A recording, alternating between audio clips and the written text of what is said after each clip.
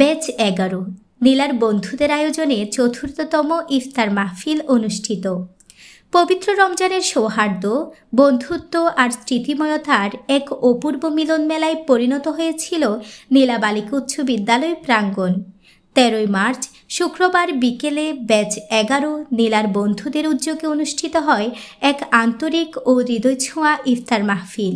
বিকেল গড়াতেই বিদ্যালয়ের সবুজ ঘাসে মোড়ানো বিস্তৃত প্রাঙ্গণে একে একে জড়ো হতে থাকেন পুরনো বন্ধুরা।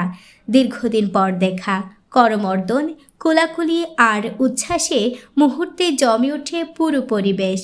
অর্ধশতাধিক বন্ধুদের উপস্থিতিতে যেন তৈরি হয় আত্মিক বন্ধনের এক অনন্য আসর। হাসি মাখা মুখ, প্রাণখোলা আড্ডা, স্মৃতিচারণ আর খুশগল্পে মেতে ওঠেন সবাই। কখনো স্কুল জীবনের দুষ্টুমি, কখনো পুরনো দিনের মধুর স্মৃতি, সব মিলিয়ে সময়টা হয়ে ওঠে আবেগঘন ও আনন্দময়। ইফতারের পূর্ব মুহূর্তে একসাথে বসে দোয়া ও মোনাজাতে অংশ নেন সবাই। পারস্পরিক ভালোবাসা, ভ্রাতৃত্ববোধ আর বন্ধুত্বের এই আয়োজন যেন নতুন করে সবাইকে একই বন্ধনে আবদ্ধ করে। কিছুক্ষণের জন্য নীলা বালিকা উচ্চ বিদ্যালয়ের প্রাঙ্গণ হয়ে ওঠে ভালোবাসা, সম্প্রীতি আর বন্ধুত্বের উজ্জ্বল প্রতিচ্ছবি।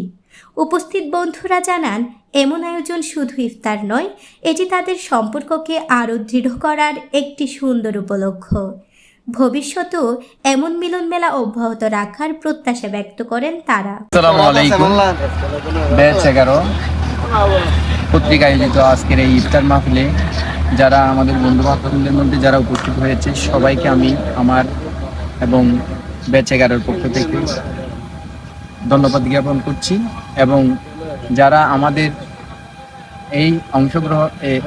এই আয়োজনে অংশগ্রহণ করতে পারেনি তাদের জন্য দুঃখ প্রকাশ করছি, এবং আমরা চাই আমাদের এই ব্যাচ 11 দাফে দাফে গুটি গুটি পায়ে পায়ে এগিয়ে যাক। কারণ আমরা 2023 সালে এই ব্যাচ 11 প্রতিষ্ঠা করেছি এবং আজকে আমরা এটার ৪র্থতম ইফতার মাহফিল আয়োজন করতে যাচ্ছি। আমরা প্রত্যেক বছর 60 থেকে 70 জন বন্ধু নিয়ে আমাদের টেকনাফ উপজেলার যারা 2011 সালে এসএসসি এবং দাখিল পাস করেছে তাদেরকে নিয়ে আমাদের এই বর্ণাঢ্য আয়োজন। আসলে সবাই স্বতঃস্ফূর্তভাবে আমাদের ডাকে সাড়া দেয়, আমরা সবাইকে পাই, সবাই আমাদের বন্ধু, সবাই আমরা একসাথে সবকিছু করি, কারো সাথে কারো এখানে দ্বিধাদ্বন্দ্ব নাই, সবাই সবার মত প্রকাশ করতে পারে ব্যাচ 11-তে, এবং সবাই স্বতঃস্ফূর্তভাবে সবকিছুতে আমরা অংশগ্রহণ করি। আমাদের এই বন্ধন অটুট থাকুক। সবার প্রতি আবারও শুভকামনা জানিয়ে আমার সংক্ষিপ্ত বক্তব্য শেষ করলাম। আসসালামু আলাইকুম। বিসমিল্লাহির রহমানির রহিম। প্রতিবারের ন্যায় ব্যাচ 11 কর্তৃক আয়োজিত ৪র্থতম